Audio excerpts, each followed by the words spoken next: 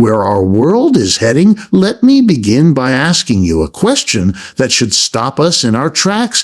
Why is the United States the wealthiest nation on Earth, once again standing at the edge of war, not with a global superpower, but with Venezuela, a country struggling with internal crisis, sanctions, and decades of foreign pressure? This is not just about geopolitics. It is about economics, it is about ideology, and ultimately, it is about the very system we live under. When Washington points its finger at Caracas, we are told it is about democracy, about human rights, about protecting freedom. But let's strip away the rhetoric. Let's look deeper. Venezuela sits on some of the largest proven oil reserves in the world. Oil, black gold, the very lifeblood of the global capitalist economy. At the heart of this looming confrontation is not morality, but material interests. The United States economy, particularly its corporations and energy sectors, cannot tolerate a nation sitting on that wealth while charting an independent, anti-capitalist path. That, my friends, is the real trigger behind the drums of war. Now, let me pose another question. Why Venezuela and why now? Think about the timing. The United States is facing unprecedented domestic inequality. Wages have stagnated for nearly 4 decades, while corporate profits soar. Millions live paycheck to paycheck, while billionaires accumulate fortunes beyond comprehension. In such a fragile domestic climate, foreign confrontation becomes a convenient distraction. Leaders have used it for centuries, shift attention outward, manufacture a crisis, and hope people forget the crisis within. Venezuela becomes not just a geopolitical target, but a stage on which Washington performs its power to distract its citizens. But there's more. Venezuela, for all its struggles, represents an alternative model, one that openly critiques U.S. dominance, challenges neoliberalism, and insists on national sovereignty over resources. Whether you agree with its policies or not, this is an affront to a global system built on U.S. control. It is not accidental that any nation daring to nationalize oil, resist the IMF, or reject U.S. dictates soon finds itself on the receiving end of sanctions, coups, or invasions. The pattern is not hidden, it's historical fact. Now here's the hook I want you to consider if war begins. Is it truly about Venezuela, or is it about maintaining an empire that is itself unraveling? The United States spends trillions on its military, but its citizens cannot access affordable health care, cannot afford college without debt, cannot guarantee housing security. The hypocrisy is staggering. Every missile pointed toward Caracas is another dollar stripped from classrooms, hospitals, and workers here at home. And let us not forget, war is never without cost. The human toll, the destabilization, the refugees, the destruction of lives and futures. But even more, war deepens cynicism, mistrust, and global instability. It does not solve problems, it multiplies them. The people of Venezuela do not want war. The people of the United States do not want war. The question is, why do our governments keep bringing us to its edge? Let us consider carefully what it means when the United States intensifies its pressure on Venezuela, because this is not a routine maneuver in foreign policy, but a signal that something far larger is at stake. Over the past several years, Washington has escalated sanctions, cut off Venezuela from international markets, frozen assets abroad, and worked actively to delegitimize its government in global forums. Each of these steps alone would be significant, but when you see them layered one on top of another, the picture becomes unmistakable. The United States is not simply managing a diplomatic disagreement, it is applying a strategy of maximum pressure designed to bring Venezuela to its knees. And this is precisely why the question arises in people's minds. Are we on the edge of war? Think about the way such narratives are framed. The American public is told again and again that Venezuela is a dictatorship, that its leadership is corrupt, that its people are suffering under mismanagement. Those claims may or may not hold truth, but notice what is left out of the story. Left out are the effects of years of sanctions that have crippled the economy, blocked access to food and medicine, and worsened the humanitarian crisis. Left out is the fact that Venezuela's government, however flawed, was elected and has support among parts of its population who see themselves resisting imperial pressure. Left out is the obvious historical context that Latin America has endured decades of U.S. interventions, coups, and regime changes whenever a government dares to act independently. The omissions are as important as the statements, and when you add them together, you begin to see not an objective report,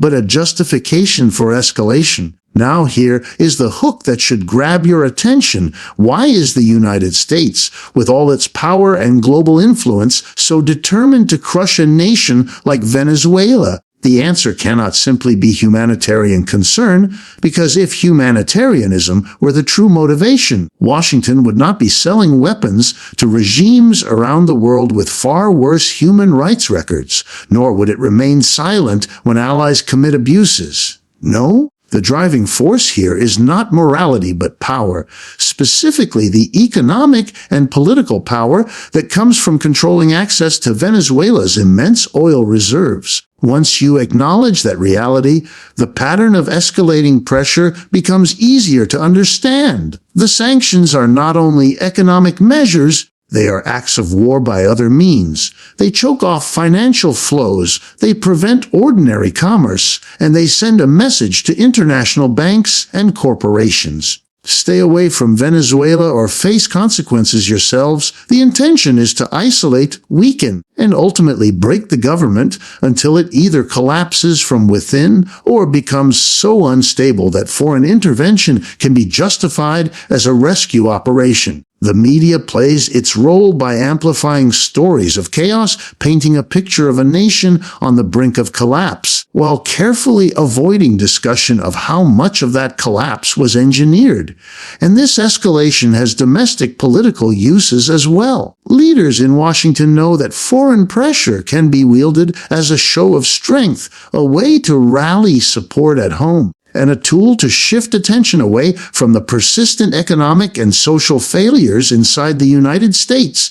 When wages stagnate, when housing becomes unaffordable, when the healthcare system fails millions, what better distraction than to point across the Caribbean and proclaim the need to confront a villain abroad? History shows us that such diversions are not accidents, they are deliberate tactics. Let me ask you another question. What happens if this cycle continues unchecked? Every new sanction raises tensions. Every diplomatic attack closes the space for negotiation. Every provocation brings us closer to the moment when pressure turns into open conflict. And once war begins, the arguments about morality and democracy will be used to justify the destruction, but the deeper truth will remain: this confrontation is not about human rights. It is about resources, control, and the maintenance of an empire that feels its grip loosening. That is why the escalation of U.S. pressure on Venezuela matters so profoundly. It is not only a foreign policy story, it is a story about the global economy, about the lengths to which great powers will go to protect their interests, and about the price ordinary people, both in Venezuela and in the United States, will be asked to pay. And the hook, the haunting question that should stay with us, is whether we are witnessing the opening act of yet another war whose consequences no one truly wants, but whose logic of empire makes nearly inevitable. When we talk about Venezuela, we cannot escape the reality that oil stands at the very center of the conflict. Oil is not just another commodity, it is the lifeblood of the modern world, the foundation of industrial economies, the resource over which wars have been fought, governments have been toppled, and entire regions reshaped. Venezuela is not simply an ordinary nation in Latin America. It sits atop the largest proven oil reserves on the planet, a staggering resource that has made it both wealthy and vulnerable. And here lies the hook. When the world's biggest consumer and military power looks at the world's biggest reserves of oil, can we really believe the tension is about democracy, or is it about who gets to control that oil? Think for a moment about history. The Middle East has been torn apart for decades, not because the soil there grows wheat better than anywhere else, not because of unique cultural disputes, but because of oil. Iran in 1953, Iraq in 2003, Libya in 2011, again and again we see the same pattern. A nation with oil reserves tries to assert control, to chart an independent path, to keep the wealth of that resource for its people, and soon enough it finds itself in Washington's crosshairs.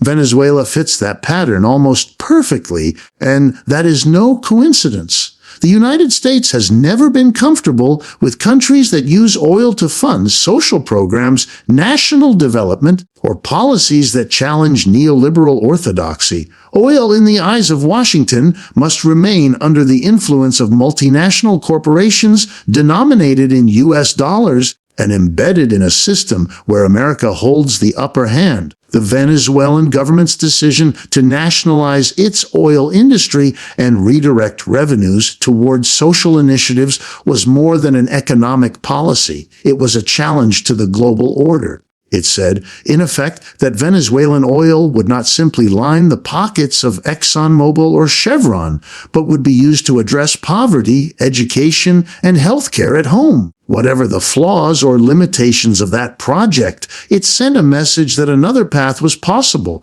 That is precisely what makes it intolerable for U.S. policymakers. The problem is not corruption or inefficiency. The problem is the assertion of sovereignty over a resource too valuable for the global economy to be left outside of Washington's control. Here's another hook worth considering. When oil prices rise, governments fall. That has been the story for decades. Venezuela's reserves give it the potential to influence global prices in ways that could destabilize markets and reduce U.S. leverage over other oil producers. For an empire already uneasy about losing dominance to rising powers like China, the idea that Venezuela could tilt the balance of oil markets is unacceptable. And notice who Venezuela has turned to in recent years. China, Russia, Iran, nations themselves targeted by U.S. sanctions, each seeking alternatives to a U.S.-dominated order. Oil is not just about fuel. It is about alliances, leverage, and the shape of global power. The American people are rarely told this story directly.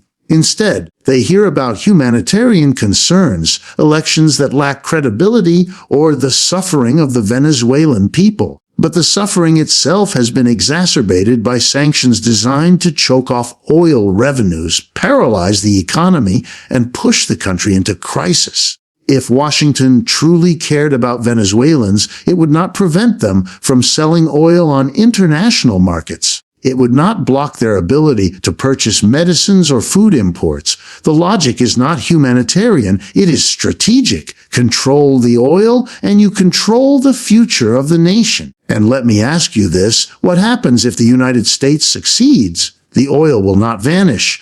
It will not suddenly belong to the Venezuelan people.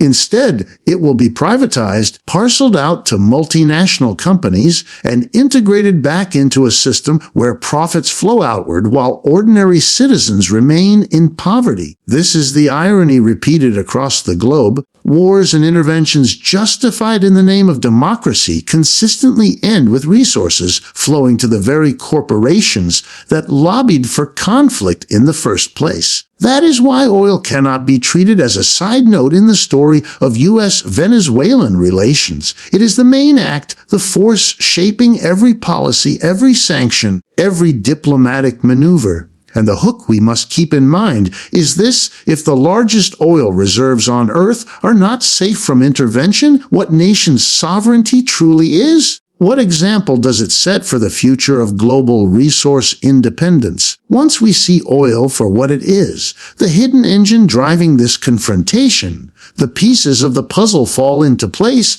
and the danger of escalation becomes even clearer. When analyzing the possibility of U.S. confrontation with Venezuela, it is impossible to ignore the domestic backdrop against which these foreign policy decisions are made. The United States is a nation wrestling with profound internal crises, economic inequality that has widened for decades, wages that have barely moved since the 1970s, housing costs spiraling out of control, student debt crushing millions, and a healthcare system that leaves tens of millions either uninsured or underinsured. Against this landscape of frustration and disillusionment, foreign conflicts take on a dual function. They are not only about projecting power abroad, but also about reshaping narratives at home.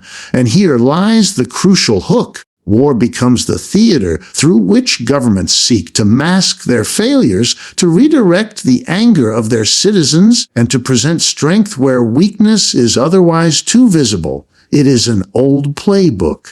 When empires face internal contradictions, they often look outward. The Roman Empire turned to endless wars of expansion, even as inequality and corruption hollowed it out from within. Britain sought foreign adventures in the twilight of its global dominance. And today, the United States, with its wealth concentrated in fewer and fewer hands, its working class struggling to survive, and its political system paralyzed by division, finds itself in that same historical rhythm. What better way to distract from domestic crisis than to proclaim a looming threat abroad?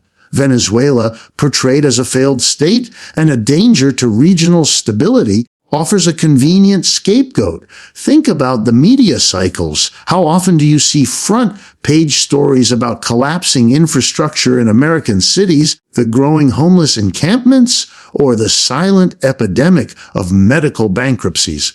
Compare that with the intensity of coverage whenever Venezuela is mentioned. Stories of authoritarianism, chaos, and crisis. The balance of attention is not accidental. By focusing on the flaws of another nation, the failures at home fade into the background. The narrative becomes, do not look too closely at inequality here, because there is an urgent crisis over there.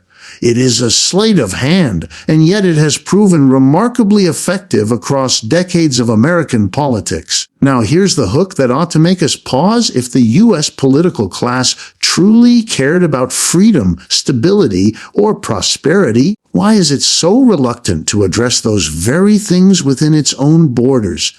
Why is democracy endangered not only abroad, but at home, where voter suppression, gerrymandering, and the influence of money in politics undermine the very system they claim to defend? Why is freedom defined abroad while millions of Americans live in fear of losing their jobs, their health coverage, or their homes? The contradiction is glaring, but foreign crises help obscure it. And there is another layer. Foreign policy is not only a distraction, it is also a tool for uniting a divided population around nationalism. In a time when Americans are polarized along partisan lines, rallying against a foreign adversary provides the illusion of unity. It allows leaders to say, we may be divided Democrats and Republicans, but together we are Americans standing up to tyranny abroad. The irony, of course, is that this unity is superficial, purchased at the cost of aggression against another people, while the real divides at home remain unresolved. Consider also the economic aspect of war as distraction. Military spending is one of the few areas where bipartisan consensus exists. Every year, hundreds of billions are poured into the Pentagon, while social programs are slashed or neglected. A confrontation with Venezuela, or even the hint of one, justifies that budget, feeds the defense industry, and reassures powerful corporate lobbies that their influence remains secure. The costs are not borne by the wealthy who push for these policies. They are borne by ordinary taxpayers, by soldiers sent abroad, and by families who see resources drained away from schools and hospitals to fund foreign adventures. The deeper truth is that Venezuela is not a threat to the American people. What threatens the American people is inequality, stagnation, and the sense that the system no longer serves them. But it is far easier for leaders to point southward and shout about a crisis than to confront the billionaires and corporations that dominate the domestic economy. This is why the rhetoric of freedom and democracy rings hollow. It is not the people of Venezuela who are being defended. It is the interests of those who benefit from a system that has already failed so many at home. We are left with a question that should haunt us. How many times will Americans allow their leaders to trade away their futures in exchange for the illusion of strength abroad? How long will we accept war as a distraction, as a political strategy, rather than demanding solutions to the crises tearing apart our own communities? The pattern is clear. The stakes are high, and the danger is that Venezuela becomes just one more chapter in a long history of wars waged not because they were necessary, but because they were politically convenient. Venezuela's role in this unfolding drama is not only about oil reserves or domestic crisis in the United States. It is also about something far more threatening to Washington, a government that dares to chart an independent course and openly challenge U.S. dominance in its own hemisphere. For more than a century, Latin America was treated as what policymakers in Washington once openly called America's backyard. Nations were expected to fall in line with U.S. economic and political agendas, and when they resisted, the pattern was clear. Coups, interventions, and destabilization campaigns would follow. Venezuela's decision to break with that tradition is what makes it such a lightning rod for conflict. And here lies the hook. What truly threatens U.S. power is not Venezuela's weakness, but Venezuela's defiance. Think about the symbolic power of Caracas openly rejecting neoliberal economic reforms, refusing to privatize its oil industry, and instead using revenues for social programs. Whether one agrees with the effectiveness of those policies or not, they represented a model of governance that clashed directly with U.S. expectations. The message was simple: a nation in Latin America could choose sovereignty, could resist the dictates of the International Monetary Fund, could say no to structural adjustment programs that left so many countries trapped in cycles of debt and dependency. This is what made Venezuela intolerable to Washington. It was not just what Venezuela was doing, but what it represented to other nations in the region. If Venezuela could defy the United States and survive, then others might follow. Now ask yourself, why has Venezuela faced such severe punishment for policies that other nations have also experimented with? The reason is not only its vast oil reserves, but also its visibility as a vocal critic of U.S. hegemony. Leaders in Caracas positioned themselves as part of a broader global coalition, aligning with countries like Russia, China, and Iran, all of them in different ways, nations that have resisted U.S. dominance. Together, these alliances signal the emergence of a multipolar world, one in which Washington can no longer dictate terms unilaterally. Venezuela is small compared to the United States, but symbolically it stands shoulder to shoulder with larger powers, and that symbolism matters. It shows that defiance is possible. Here's a hook worth pausing on. What if Venezuela's real danger is not its policies, not its government, but its example? An example of saying no, of refusing to bow down, of declaring sovereignty over natural resources. If that example spreads, then the United States faces a crisis of legitimacy. Its influence, long rooted in fear of isolation or punishment, begins to erode when nations see that alternatives exist. Venezuela is not just one country, it is a test case. The U.S. response has been predictable: sanctions to weaken the economy, diplomatic campaigns to delegitimize its leaders, and constant rhetoric framing the government as a dictatorship. But these moves are not designed simply to change Venezuela's government. They are meant to send a message to others. They say, if you challenge U.S. dominance, this is what will happen to you. The punishment of Venezuela serves as a warning to any nation that contemplates a similar path. Yet even under extraordinary pressure, Venezuela has not collapsed. It has adapted, seeking trade with China, strengthening ties with Russia, and building regional solidarity with allies. This persistence frustrates Washington and heightens the danger of further escalation. The more Venezuela resists, the more the United States feels compelled to prove its dominance. And every step in that direction raises the risk of military confrontation, not because Venezuela poses a real military threat, but because it poses a political one. And so we must ask, what does this say about the state of U.S. power? If the most powerful nation in history feels threatened by a struggling South American country, what does that reveal about the fragility of its empire? The hook here is that empires often lash out most aggressively not when they are confident, but when they sense decline. Venezuela becomes the mirror reflecting back America's insecurity. This confrontation is about far more than a single nation. It is about the survival of a system of dominance that has governed international relations for decades. Venezuela is guilty in Washington's eyes, not of tyranny, but of resistance. And the great irony is that its struggle, however flawed, has exposed the very contradictions that U.S. leaders would rather keep hidden. The danger of war arises not because Venezuela is strong, but because its defiance speaks to a world increasingly unwilling to accept U.S. hegemony as inevitable. In recent months, the rhetoric surrounding Venezuela has grown sharper, and the military posture of the United States and its allies in the region has become more visible. When high-ranking officials issue repeated warnings, when press conferences are filled with language of all options on the table, when U.S. naval and air exercises take place uncomfortably close to Venezuelan territory, these are not coincidences. They are signals carefully calculated, designed to create pressure and fear both abroad and at home. The danger here is not only in the words themselves, but in the logic they unleash. Once a government commits itself publicly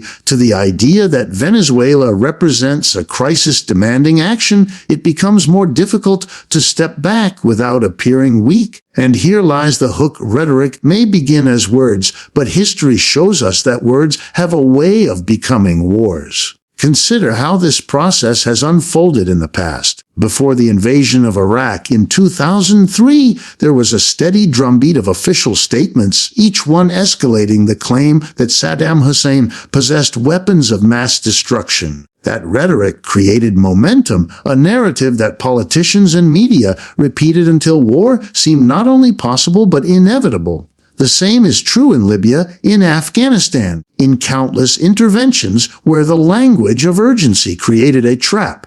Once you declare a foreign leader illegitimate, once you insist that their actions pose a regional or even global threat, how do you walk that back? The political cost of retreat becomes higher than the cost of escalation. Venezuela now finds itself in that dangerous zone where rhetoric prepares the ground for military action. And let us not underestimate the role of military exercises. When U.S. forces conduct maneuvers near Venezuelan borders, when naval ships patrol the Caribbean under the banner of security operations, these are not neutral actions. They are psychological warfare. They communicate to Caracas that the U.S. has the capability and the readiness to strike. They also serve a domestic purpose, projecting strength to an American public conditioned to view military power as a symbol of national pride.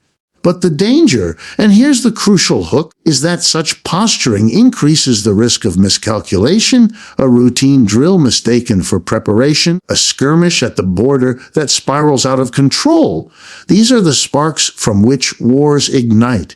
There is also the language of humanitarian concern, which often cloaks military intentions. We hear officials describe Venezuela as a failed state, a nation on the verge of collapse. A place where intervention might be necessary to prevent a humanitarian disaster. This rhetoric is powerful because it appeals to moral instincts, yet it is also dangerous because it normalizes the idea of intervention. If you convince the public that Venezuela's suffering can only be alleviated through external force, then war begins to look like charity rather than conquest. The truth, of course, is that much of the suffering has been created or worsened by the very sanctions imposed by the United States. But this contradiction rarely finds its way into mainstream narratives. And here is another dimension we must not ignore. Military rhetoric is not only aimed at Venezuela, it is aimed at the world. It sends a signal to other nations that resistance to U.S. power comes at a cost. By escalating the language of war, Washington hopes to deter others who might be tempted to defy its dictates. In this sense, Venezuela becomes a stage, a symbol, a warning. The battle is not only about Caracas, but about maintaining credibility in a global order where U.S. influence is being challenged by rising powers. But what happens when rhetoric and posture reach a tipping point? Political leaders may find themselves boxed in, trapped by their own words. Having promised action, they may feel compelled to act simply to preserve credibility. This is why the danger is so high. It is not always a matter of deliberate decision, but of momentum, of narratives that take on a life of their own. The hook that should unsettle us is this: wars are often not started by necessity, but by a failure to control the very rhetoric used to justify them. The United States has created a situation in which every new exercise, every new statement, every new sanction escalates the confrontation. Venezuela, already weakened economically, is being pushed into a corner. History shows that nations under such pressure often respond with defiance, and defiance then becomes the pretext for harsher measures. It is a cycle, and each turn of that cycle narrows the space for diplomacy. The louder the rhetoric grows, the more likely it is to culminate in the reality of conflict. If war were to erupt between the United States and Venezuela, the consequences would extend far beyond military strategy or political rhetoric. At the heart of this crisis lies the Venezuelan people, millions of whom are already enduring the hardships of sanctions, shortages, and economic instability. They are the ones who would bear the brunt of any armed conflict, and their suffering would multiply in ways that are both predictable and devastating. Bombs and bullets destroy more than infrastructure. They destroy livelihoods, families, and the fragile social fabric of a nation already under strain. And here is the hook that cannot be ignored. Every missile launched in the name of freedom leaves behind a child without parents, a community without stability, and a nation plunged deeper into despair. We often hear discussions of humanitarian crises framed in numbers. How many are hungry? How many are displaced? How many are in poverty? But those numbers conceal human lives, each one a story of resilience now pushed to the breaking point. Sanctions alone have already created conditions where access to food, medicine, and essential goods has become a daily struggle.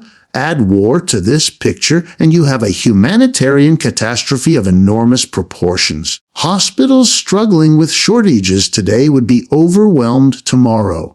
Schools already closing their doors due to lack of resources would collapse entirely. Families that scrape by on remittances would find themselves displaced, searching for safety across hostile borders. This is the ground reality that the slogans of democracy promotion conveniently ignore. And the consequences would not stop at Venezuela's borders. Neighboring countries, Colombia, Brazil, Guyana, would face the immediate effects of refugee flows as hundreds of thousands, perhaps millions, fled conflict zones in search of safety. Refugee crises strain not only resources but also social and political stability. Tensions rise when jobs are scarce, when governments already struggling with their own inequalities are suddenly tasked with absorbing massive numbers of displaced people. And here lies another hook. What begins as a war against one nation often spills over, igniting fires across an entire region. Latin America, already polarized by political divisions, could see old conflicts reignite and new crises emerge. There is also the economic fallout to consider. Venezuela is not just a poor country with oil, it is a node in the global energy market. A war that disrupts its oil production would send shockwaves through international markets, driving up fuel prices, triggering inflation, and exacerbating economic hardship worldwide. The United States may imagine that it can insulate itself from these effects, but history shows otherwise. Oil shocks ripple quickly, and ordinary people everywhere pay the price in higher costs of living, while corporations and speculators exploit the chaos for profit. This is the paradox of intervention. The supposed benefits are reserved for a few, while the burdens are distributed to the many. The geopolitical consequences are equally dire. A U.S. military intervention would deepen divides in the international community, hardening alliances among countries that already feel targeted by Washington. Russia and China, both with interests in Venezuela, would not sit idly by. They may not confront the U.S. directly, but they would use the conflict to strengthen alternative global institutions, to build economic partnerships that bypass the dollar, and to accelerate the erosion of U.S. influence. What seems like a short-term display of American power could, in reality, hasten the decline of that very power on the world stage. And here's a question that should unsettle us: who benefits from such a disaster? The answer is not the Venezuelan people, not the American people, and certainly not the region as a whole. The beneficiaries are the arms manufacturers, the defense contractors, and the financial elites who profit from instability. War becomes a business, and human suffering its raw material. Every new refugee, every destroyed home, every oil shock is an opportunity for someone else to gain. The hook here is chilling. The very catastrophe that devastates millions becomes the mechanism through which a small minority enriches itself.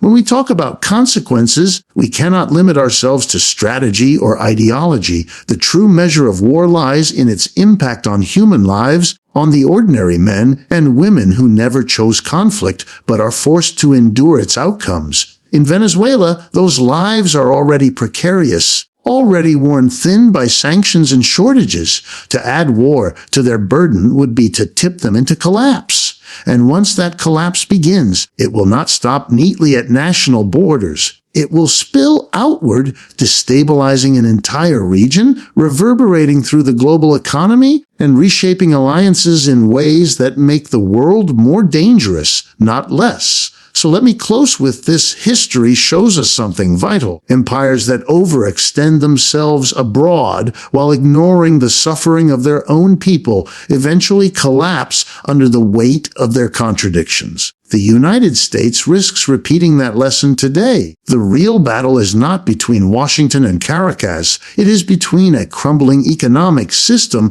that prioritizes profit and power and the needs of ordinary people everywhere. I urge you, do not accept the headlines at face value. Question who benefits, question who profits, and above all, recognize that every war is fought not only on foreign soil, but on the backs of working people everywhere. The choice before us is not war or peace with Venezuela. It is war or peace with ourselves, with our values, and with the kind of future we are willing to fight for.